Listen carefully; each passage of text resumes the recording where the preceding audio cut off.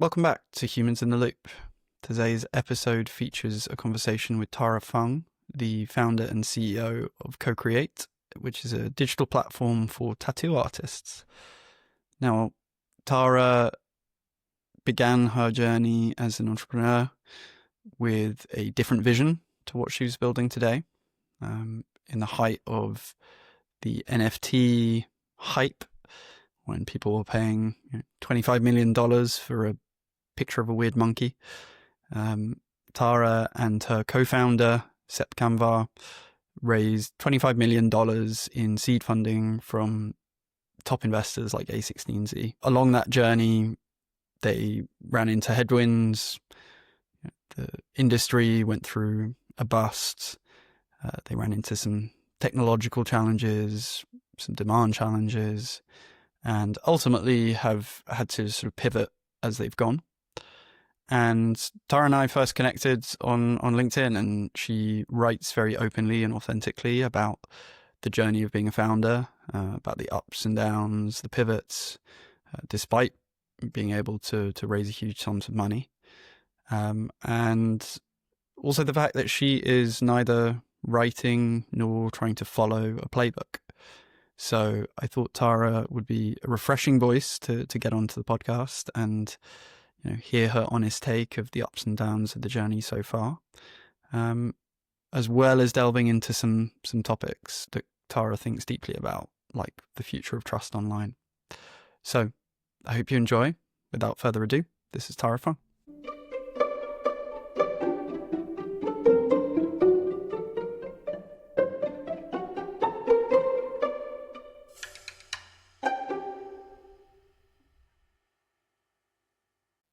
Tara, thanks for coming on.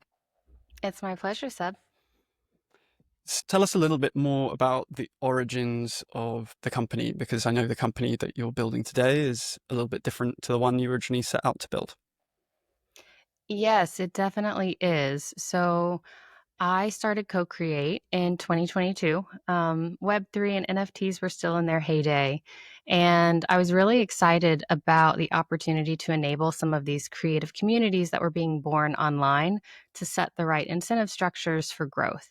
And so initially raised with a white paper that was based on a protocol that would design these structures that allow NFT communities really to scale.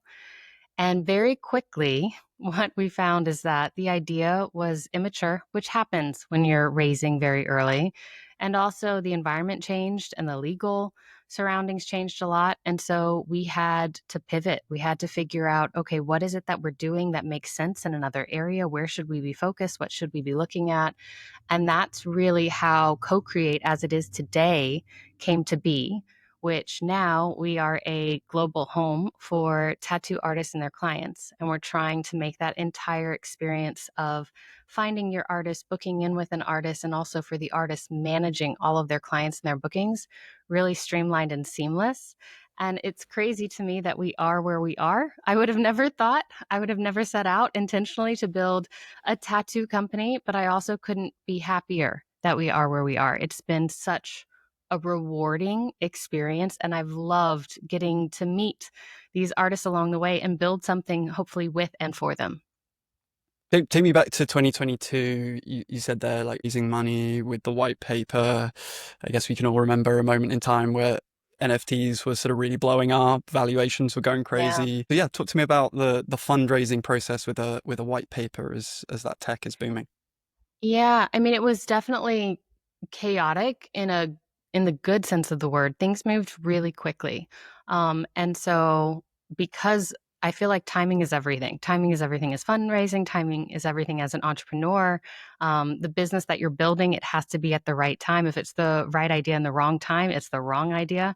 And so in the case of the fundraise, I came together with Sep Kamvar, who is a brilliant technologist and mathematician. And we designed this white paper together that was really a protocol, again, for how to grow and develop these creative communities and to enable them to keep their character and their intention as they scale. And this is actually something that I think about a lot because I'm currently writing a post on how do you keep the soul of something as it scales? Because it seems as though Mm. scale is the opposite of character. It requires conformity and systems and sameness, but the things that we love are unique and different and human. And so this is a concept and a topic that I've cared about deeply for a long time. And when it came to the fundraise, it was right place, right time, right idea, right investors. I think my lead investor, Chris Dixon at A16Z Crypto, he just believed in the vision, and he believed in the idea. And there was no thought that this was fully baked, right? And Mhm. that's also one of the reasons why I wanted to raise the amount that I was able to raise, was to give the space and time to grow, to develop, to figure out what would work. And in fact, I had a really honest assessment of it early on, because raising 25 million as a seed round, as your first capital round, is not the traditional path, both because it's typically not possible, it's not available, but also there's a concept that you should only raise for the next, call it 18 to 24 months, and you should prove out the milestones. It'll minimize dilution, but it also just creates the pressure and the environment that you need in order to focus and succeed. And I think that there's a lot of truth in that. I also think that there's a different path that's possible when presented. And the path that was possible here was to raise a lot of money and then have the time to figure things out. And that's what we did. And I'm really happy that we did it, because I would have never ended up here had I not had that time and space to explore. Like you say, I mean, 25 million from investors like A16Z seed round, that's it's pretty serious business to like bring that Yeah. kind of money in. So I'm curious, with that in mind, it sounds like you always had this idea that you were going to figure things out along the way. So why the pivot? What's the point in time where Mm. you decide to kind of take this more significant pivot? Yeah. So, I mean, in 2022, if we just put ourselves back in that time period, NFTs, and really PFPs, so those 10,000 collection NFTs, were all the rage. Bored apes were six figures, punks were 6 to 7 figures, depending on the rarity. I mean, it was just a really unique time. And it's hard for us to put ourselves back in that mindset because it sounds insane now. But the thought process then was, okay, these are going to be the most impactful consumer brands of the future. And they're going to need a way to go from 10,000 to 10 million to 100 million. They're going to need a way to reach people, to engage people, and to actually do what made the 10,000 so special, which is these PFP projects. They brought in 10,000 individuals. Okay, typically it wasn't 10,000 because some people had more than one. A lot of people did. But they Mhm. brought in this group of individuals that really cared and that felt ownership and that felt that they had voice and say in something that mattered. And that is a powerful idea. And so when we presented this approach, and when I pitch like, hey, there's this approach to scale this and to scale it with the right incentives that keeps what's so special, I think that really resonated. But then when we set out to do it, we hit a few roadblocks. One, the tech itself was immature. Blockchain technology has developed a lot since then. If you just think back in that time, gas fees, or the cost of a transaction, was incredibly high. Mm. Most of these projects were on a blockchain that cost a lot to do a single transaction, Ethereum, the layer one. And so transaction fees were very high. Also, the legal or regulatory environment became increasingly aggressive against anything that touched a blockchain. And then, thirdly, and probably most importantly, even if we could have overcome the tech and legal struggles, we just found that there wasn't interest in what we were doing among the projects that we were trying to serve. They needed something different. They needed something bespoke. The protocol itself was not flexible enough and specific enough at the same time. And so it became clear, call it 6 to 9 months in, okay, this isn't working. So then where do we go from here? And I remember one of my advisors, who's also the co-author of the white paper, Sep Kimvar. One of the first things he ever asked me when we met was, what makes your heart sing? And I thought that was such an interesting question for someone who's like a mathematician and is very technical, to be like, what makes your heart sing?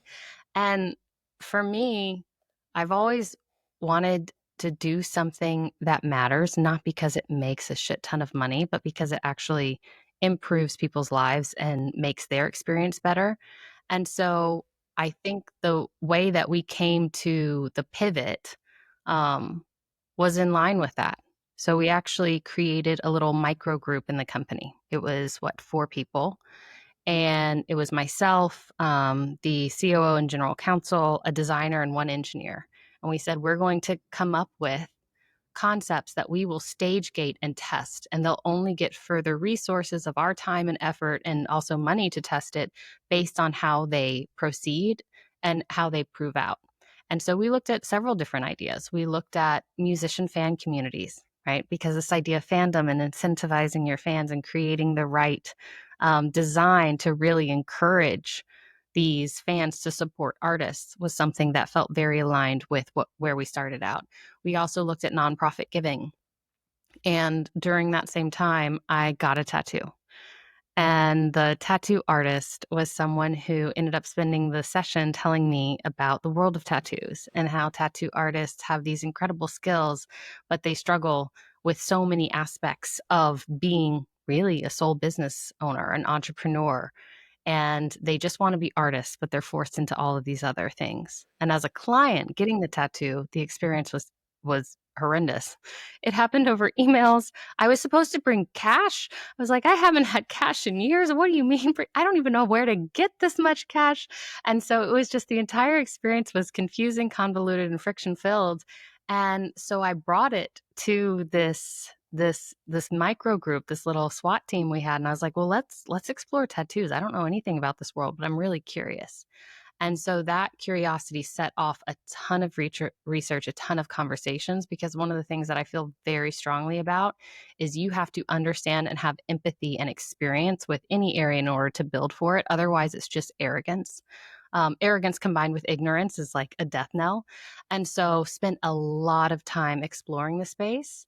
And then incrementally moving forward to, okay, well, let's build this as a reference application. Let's show what's possible with the protocol we designed. And eventually it became clear, and I'm happy to get into more details of how that came about. It became clear this isn't a reference application. This isn't an example of what is possible. This is the timing here. This is the opportunity we want to pursue, and we want to pursue it fully. And that means we're all in, because if we do this halfway, we're not going to do it well and we're going to fail. And there was a point where the decision became really clear. Leading up to it, that was probably the most stressful time. But actually, once I made the decision, I felt such peace about pivoting the entire company to now be a tattoo platform and serving tattoo artists and clients of those artists. Yeah, I mean, it's such an interesting story, and a kind of couple of threads that I've heard you mention. There's the money that you raised and the types of investors you raised it from. There's what you're doing now and kind of the tattoo industry, which is not necessarily a space we associate with VC type of money flowing in there. And then your earlier comment about like scale and character and, how you think about these Mm. things. So there's a point of curiosity for me here. You're operating in an industry that's not really VC. You have some thoughts about like the limitations to scale. And at the same time, you've taken money from the kind of top tier gold standard VC investors. Yeah, I tend to think a lot about what is the sequencing of things that need to happen, what needs to happen first, second, third, and when do I actually need to address a problem? When does something become a problem worth focusing on? So one of the things that you're bringing up is tattoos. That's not a market that has seen a lot of investment because the TAM, one, I think there's 2 reasons for it. Um, Actually, 3. One, most investors don't have a lot of tattoos, if any. So they have zero experience with this market. And as much as we wish that we had empathy and understanding for all of these different things that don't touch us, ultimately, we know and appreciate the things that we've experienced directly. And so a lot of investors don't have tattoos. 2, investors are looking at patterns and they're like, who else has been successful in a big exit in a certain industry? There are not those examples within tattoos. And so that's another blow against it. And then 3, if you actually just look at the total addressable market, the TAM, it's not massive. In the US, it's hard to get this data, but it's estimated that it's probably a $2 to $3 billion market within the US. Maybe it's 5 to 10 globally. It's growing at a CAGR of probably 8 to 10%. It's hard to say, but if you look at the penetration of it, it's that close to 40% of adult Americans have tattoos. And that number rises to more than 50% if you're a woman under 40. And in fact, women are more likely to have tattoos than men. And the prevalence of tattoos is increasing across every age demographic and every education slice as well. And so I think that's also part of the opportunity, is that it's been underinvested, undervalued, under-resourced. Ultimately, if we're to be successful, we're going to have to grow the total addressable market. And we're seeing that we're doing that. We find that around half of the clients that come through Co-Create, they say it will be their first tattoo, which I think is fascinating, because I think there's all of this latent demand out there that has found the process confusing, convoluted, and just friction filled. And if something's hard, people don't do it. And so I feel like we can address that to some degree, but I also think that eventually there's going to be an opportunity presented to us. Do we go deep, vertical, or do we go wide, broad? Ultimately, some of the examples that my investors have looked at and said, hey, this is a path for you if you were to go wide, is there are a lot of creative artists out there that sell bespoke services that are delivered in real time, in person. There's limited infrastructure out there that's actually built for them and that they feel passionate about. If you're able to expand the TAM and go beyond tattoo artists to other verticals, that could be really interesting. And then if you even just look within the tattoo vertical beyond supporting the actual payments that are going towards tattoos, there's a lot of analogous products and services, whether that's aftercare, whether that's inks, needles, machines, so supplies for artists, whether those are financial products for the artists themselves. Like I think there's ample room to grow if we do what we are setting out to do, which is build the global home for tattoo artists and their clients. And we do that well. Once we have attention and trust, I think we can go in a lot of different directions. But going back to the sequencing of the problems, ultimately, if we don't do this first thing well, none of it matters. Yeah. And you said yourself, not many VC investors have tattoos themselves. It's quite different from where you started. So I guess take me into the room the first time you have to tell your investors, oh, by the way, this is our new business model. Like how did that go down? Yeah. So our fundraise was different, or atypical in a lot of ways. One was the size of the round and the stage of the company, but the other was the concentration. So another leading VC wanted to co-lead the round, and A16Z and Chris, and I think I appreciate it. He was like, "No, I want to look. I want to take 80% of the round, and in doing so, A16Z, the resources and support they provide to their portfolio companies is incredible. I think they invest, because of their size, they invest so much in the support personnel, not just the investors. And so he's like, and look, it's in your best interest to do this for these reasons. And so the great thing about that, I think there are pros and cons. The pro is I effectively have one investor that I really need their buy-in and support, or that I really want to have their buy-in and support because of the concentration of their investment. The downside is there are fewer voices in the room. And I think if an investor doesn't have enough of a stake, why are they going to give you a lot of time and support? It's just not enough skin in the game for them. But when it came to going to A16Z and saying, hey, this is the direction we're thinking, they actually were incredibly supportive. I chose to take investment from a very founder-friendly firm who gives a lot of trust to their founders.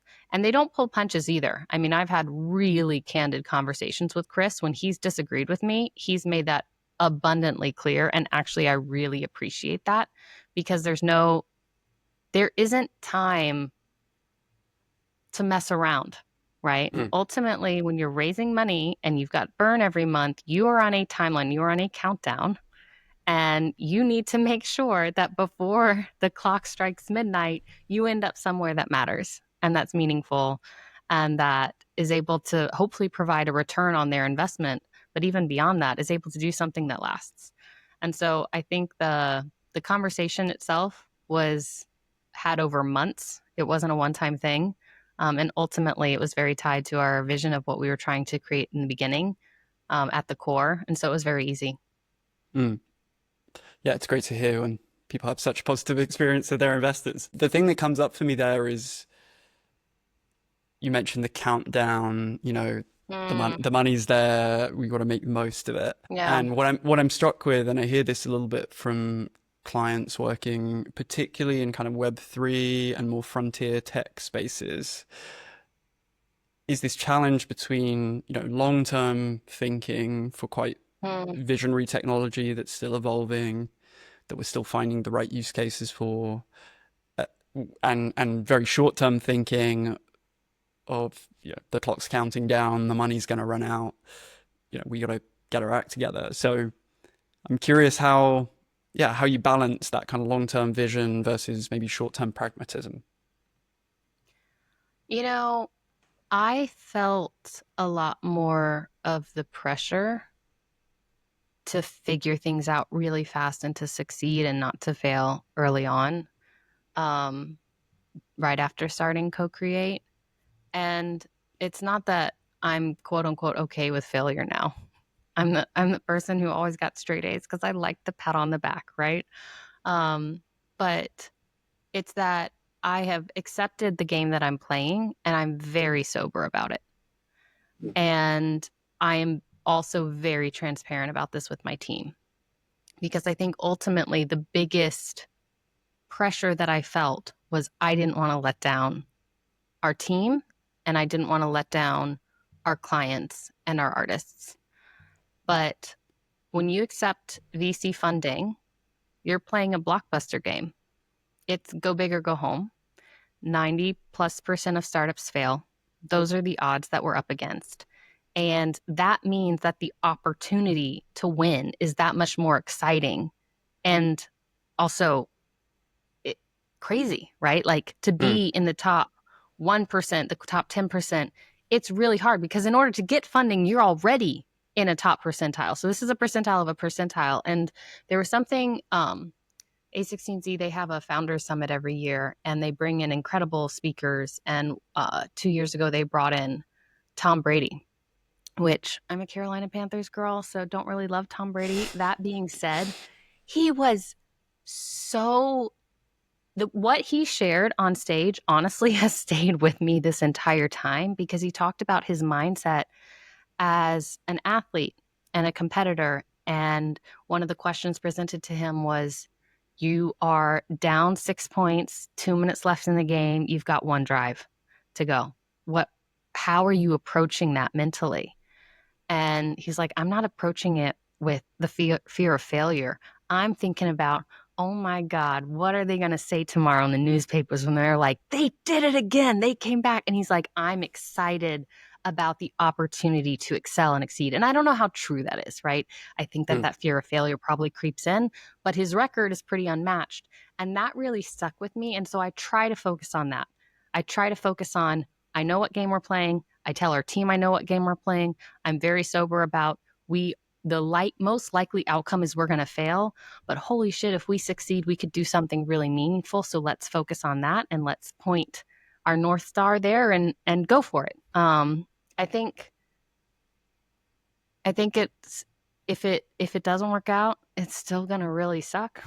It's not that it's going to make it easier, but I think hopefully that just being more accepting of the situation makes it so that it's easier to focus on the things that actually matter and trying to build something that's meaningful versus being so focused on, oh man, what if this goes wrong?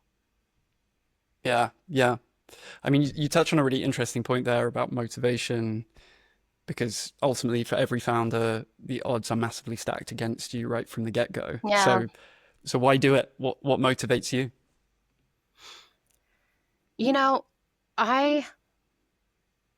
I was never the kid who had a lemonade stand at 5 years old because I loved making money, and I was like, I'm going to figure out how to build it. Like, that just wasn't me. I was the kid who was reading Nancy Drew novels and writing stories and wanted to. I remember I went up to my mom when I was 11 and I started crying. I was like, Mom, I have to start studying French right now because apparently at the age of 12, your brain starts processing languages differently and I will never be as fluent as I would be if I start learning it now. Like, I was just a weird kid. And I just wanted to figure out how the world works. And what I love about entrepreneurship is that it is the vehicle by which I'm able to explore the world. And particularly in the CEO seat, it allows you to shape the team around you to focus on the things that you do best. And so when I think about what motivates me, a lot of it is about learning. It's about discovery. It's about hopefully doing something that improves the lives for other people. And I don't say that because I'm some, Mother Teresa. I don't think that I am. I'm incredibly pragmatic. But I say it because I actually feel it. I'm like, we have this one life to live. Who cares if you die a billionaire? Who is that benefiting? And so I often get asked the question about legacy. I don't think I'm selfish or selfless enough to care about legacy, because when you're dead, you're dead. And so I neither want people to remember me when I'm gone because I'm so egotistical, nor am I so selfless to be like, I have to leave this legacy that lives beyond and that people are always thinking, wow, I owe this so much to. Like, I just don't feel that way. But I do feel that I can do something that matters now. I love hearing the stories of the artists and the clients that we support and that we enable them to come together, or for the artist to focus on their art, or for the client to find that right artist that brings their tattoo to life, which is often a form of healing. It's a form of personal autonomy. And that's the stuff that gives me energy. And so I just focus on that every day. And that's also going back to the question of, when the burn rate, every month the money is going down and you're getting closer to that clock striking midnight, I think back on the stories of the people that we've impacted, and those will live on no matter if Co-Create does or not. And that makes me feel awesome. And that makes me feel like no matter what, this was worth it. Yeah, I can see, like, even as you're explaining it, the way you kind of light up as you talk about the purpose. And it's clear that that's something that, like, carries you through as much as, like, that purpose is so clearly strong. Tell me about the tough days, because, clearly you've been in the Web3 space, you've been in a boom and bust kind of industry that's got all sorts of funny things going on within it. So, yeah, is that purpose the thing that's carried you through, or what else helps you manage? I mean, one is a great team, right? Because of the money we raise, I've been able to be very intentional and selective with the team that we hire, and we manage the team. If someone's not working out, I'm a big proponent of, we aren't a family, we're an elite sports team. Like, that's the analogy that I want to use. And so it could be that you don't make the cut, and that's fine. And we will treat you respectfully before, during, and after your time at Co-Create. And so I have a great team that helps during the hard times. I have an incredible spouse. My husband is so supportive and provides a lot of perspective as well. I think the hardest days professionally have been the ones where I felt, as a leader, I didn't know the direction we were supposed to go. And that just made me feel a guilt that I'm not doing my job and everyone's looking to me and I don't have the answer and I don't know how to get it. Those are the hardest days. And they happen, especially when you're doing something early in emergent tech and it's pivoting and all of this and the world is changing. And so those days are just rough. But what I've found most helpful is going back to mission, going back to vision, going back to purpose, and then trying to just re-anchor yourself there. And also trying to correctly frame where we're at as a company, what stage we're in. I had an exec coach once who told me, when we were in this exploration stage early on, really still focused on the Web3 protocol. And I was like, it just doesn't seem like it's working. I don't know how to direct the team. I don't know what to focus on. I'm not sure what the next step is. She's like, what if you reframe this from being this is the linear step forward and this is our next linear step to the stage we're at is one of exploration and learning. And ultimately, we're creating hypotheses and we're trying to validate or invalidate those. And that's the job, not the linear progression. And so I think reframing helps a lot as well, but it's a multitude of things and it's definitely not always easy. Yeah, it's interesting as you share that framing, which I really like, that sort of cyclical framing rather than linear. It sort of feels like something that gets totally lost. There's a lot of lip service paid to, oh, experiment, test and learn. But at the same time, here are the stage gates that you've got to hit on this time frame, and almost turning it into mechanistic Yeah. innovation process. So where Yeah. are you where are you now, like in terms of that framing, that phase? What phase is the company in? We are in the most definitive and directional place that we've ever been. And honestly, that gives me a lot of peace and solace. I like this place much better than the out in the wilderness. Like you can turn any direction and go for it and anyone could work. So where we are now is we know who we're building for. We know why we're building. We know what their problems are. We know what we want to accomplish. And we think that the technology is going to continue to evolve and impact how we can accomplish that and what is possible. But there's a lot of clarity. There's a lot of clarity. And it's been fascinating because with this clarity, I've noticed that the chatter, the almost like the frenetic energy has started to decline. Like I see it in our Slack channels. A lot of them are quieter because everyone just kind of knows what they're working on and what they're doing. And also that has to do with the specific project that we're working on right now is more of a longer term project. And so there's just a lot of focus there. But at first I was like, oh man, is this bad? Like we're starting to see less back and forth and interaction. And I think maybe we'll find out it is bad, but right now my assessment of it is it's actually people just know what they're working on and they know what they're doing and they know who to go to and how to do it. And there are just fewer clarifying questions or fire drills that pop up that actually don't serve much of a purpose other than distraction. So, Tara, one thing that I noticed when we first connected is you'd written about the fact that you weren't trying to follow, a playbook. It seemed like you were trying to do things your own way. So talk to me a bit about your approach. Why is it important to you or to not be following that typical playbook? I'm not anti-frameworks. I'm not anti-learning from the past and case studies. I think it's really important to try to educate yourself and glean learnings from these different things. I think I'm not trying to follow a playbook and I'm not trying to write one. And I think that's the most honest thing that I can say because it seems like today every founder is expected to also be an influencer and a creator. And I understand why that's happened. And it's because we have such a distaste and distrust for institutions that we're now looking to people and people are having to represent brands. And we see this everywhere. And so I understand why that happened. But ultimately, I'm in the thick of it. I'm learning. I am not an expert. I'm trying to figure this stuff out. If I were such an expert, I would have $1 billion company in an exit already, right? And even those people who have done that, who's to say that it was because they were so great? Like Mark Andreessen talks a lot about, it's often not the best teams that succeed. It's like the best ideas in spite sometimes and the execution in spite of the team. And so and by the way, that's a total bastardization of his comment, but it's to say that product market fit is often indicative of having the right idea applied at the right problem as opposed to the perfect execution and the perfect background of the people that are doing that execution and idea. And so me not trying to follow a playbook or write a playbook is more about, I think the world is changing. So the playbooks that have applied probably don't.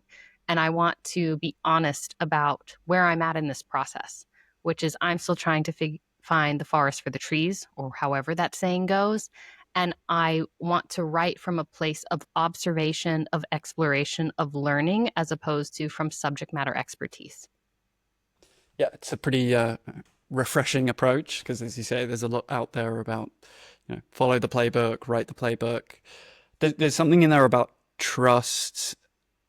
I know this is something that you've written about and think a lot about, and it seems like it's very central to what you're doing and the kind of intersection of Web3 and tattoo artists and creativity more generally. So, yeah, talk to me about what does the future of trust online look like in your eyes?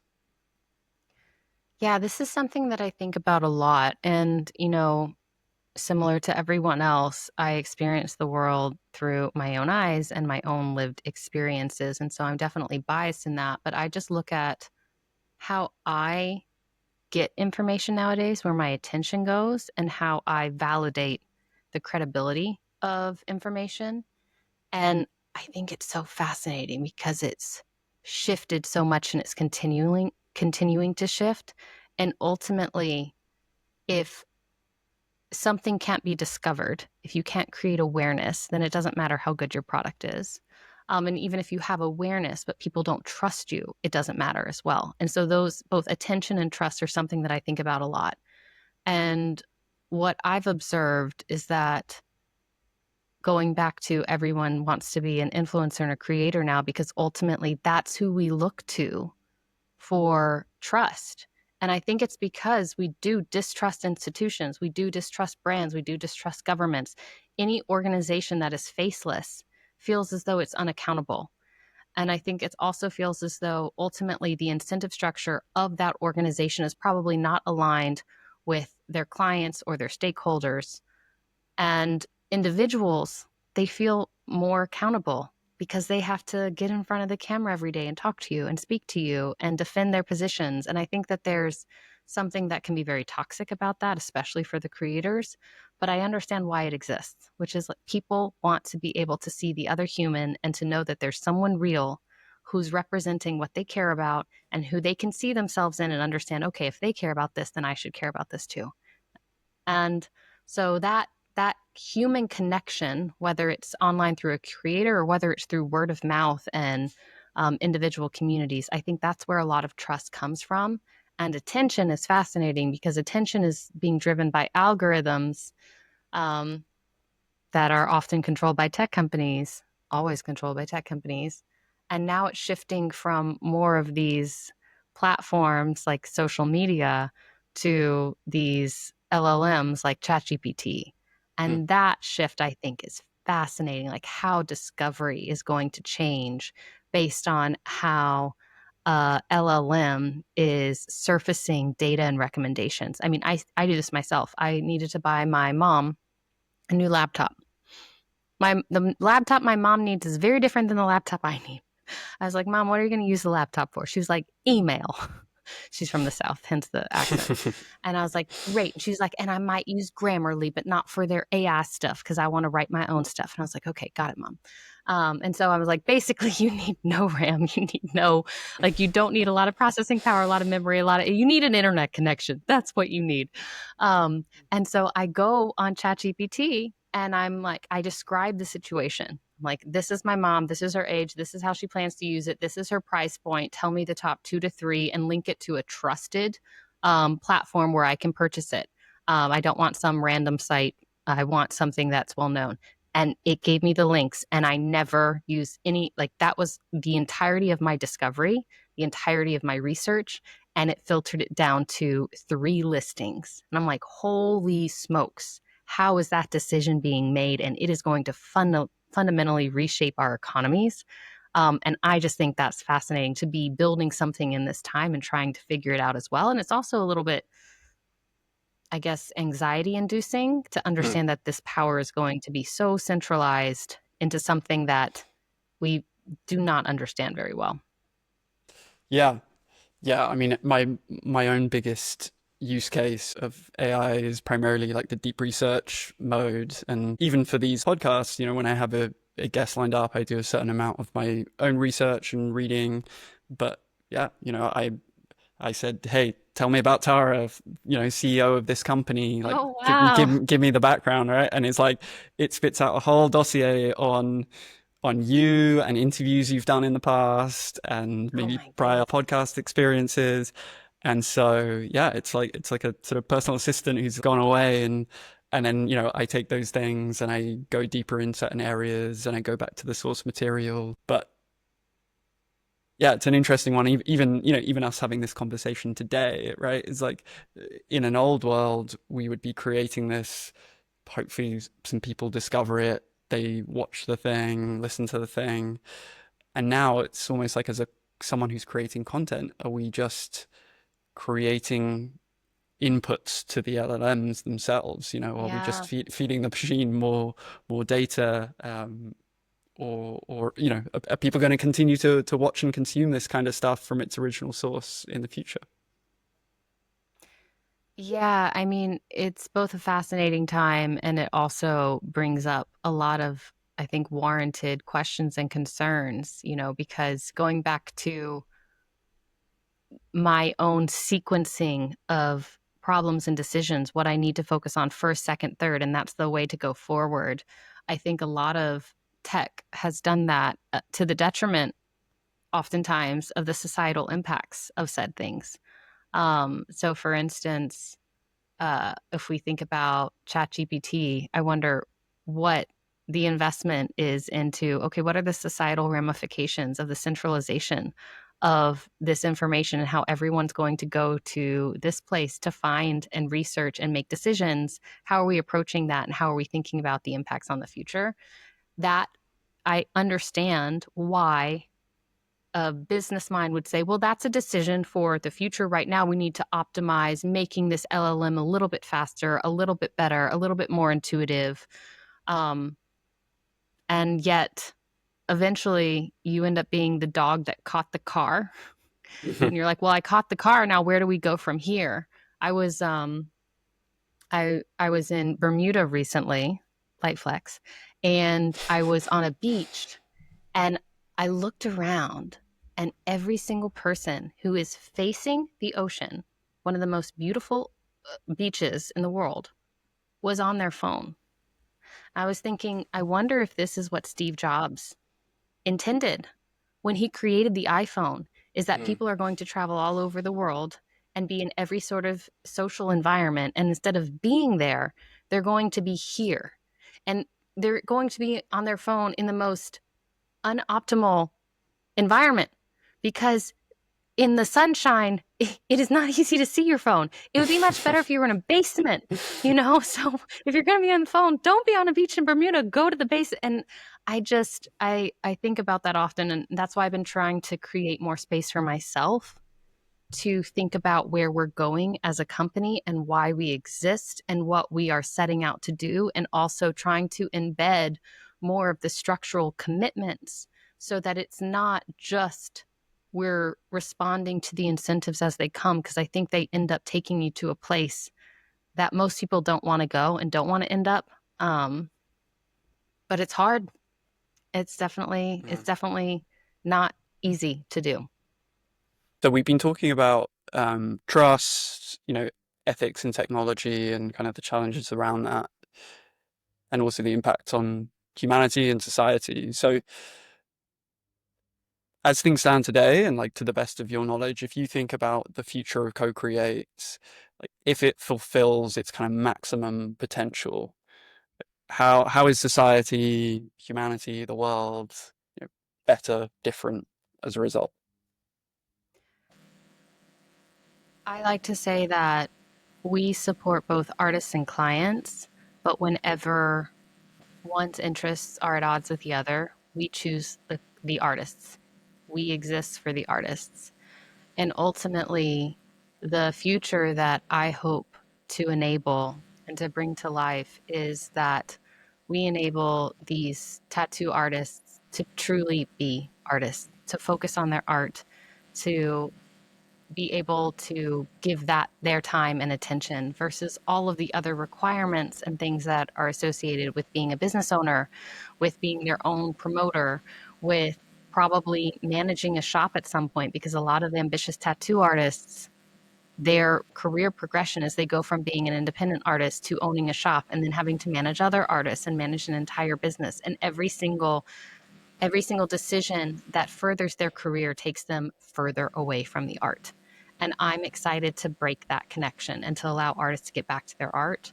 And on the client side, I have seen and heard firsthand how important tattoos are to an individual's process, to their healing, to their memory, to being able to assert autonomy over their body when it feels like it's been taken away from them, or over their life, whether it's after a cancer diagnosis or after a divorce or even just a fun, spontaneous event. And so I know that there are so many people who need this. It's not a product. It's an experience. It's a connection with another human, and they aren't able to get it in a way that is trusted, that is easy, that is seamless. And so I'm excited to be able to bring more great tattoos to life.